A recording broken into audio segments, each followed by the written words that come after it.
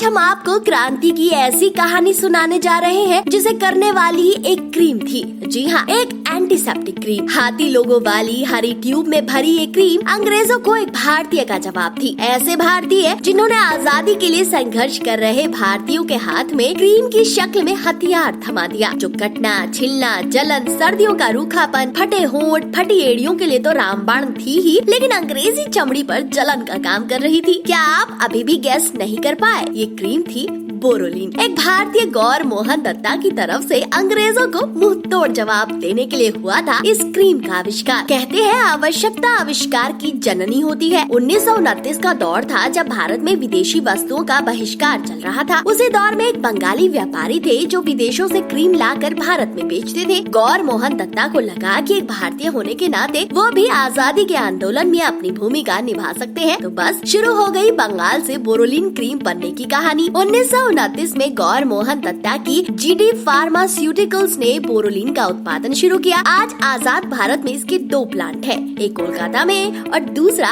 गाजियाबाद में। बंगाल के अपने घर में दत्ता ने अपने परिवार के साथ इस क्रीम को बनाने की शुरुआत की और बंगाल के लोकल मार्केट में ही बेचना शुरू कर दिया। इस क्रीम को बनाने का उद्देश्य पहले से ही क्लियर था। किसी भारतीय चमड़ी को निखारने के उद्देश्य से ज्यादा विदेशी सामान के विरोध में खड़े करने के लिए बनाना है, इसलिए सस्ते दामों पर बेस्ट क्वालिटी क्रीम बनकर तैयार हुई। कहते हैं चंद महीनों में ही ये क्रीम कश्मीर से कन्याकुमारी तक सभी की फेवरेट बन गई। इसका सबूत है कि जहां आजादी के समय में इसका 35 से 40% हिस्सा बंगाल से आता था और बाकी का 60 से 65% हिस्सा बाकी हिंदुस्तान से, ये देश में इतनी पॉपुलर हो गई कि पंडित जवाहरलाल नेहरू और अभिनेता राजकुमार भी ये क्रीम लगाने लगे। इसकी क्वालिटी से कोई समझौता नहीं किया गया, क्योंकि बोरोलिन का फॉर्मूला भी ऐसा था जो हर स्किन टाइप को सूट करता था। Boric acid, zinc oxide, perfume, paraffin और ओलियम से तैयार हुई ये क्रीम, जिसमें बोरिक एसिड को इस क्रीम की जान कहा गया, जिससे बोरो और ओलियम से ओलिन नाम लेकर ये बन गई बोरोलिन। 15 अगस्त 1947 को लोगों के बीच मिठाई बांटने की जगह गौर मोहन दत्ता ने 1 लाख से ज्यादा मुफ्त बोरोलिन ट्यूब बांटी। मार्केटिंग का ऐसा फॉर्मूला तो एक भारतीय ही दे सकता था, जिसका नतीजा आने वाले वक्त में निकला भी।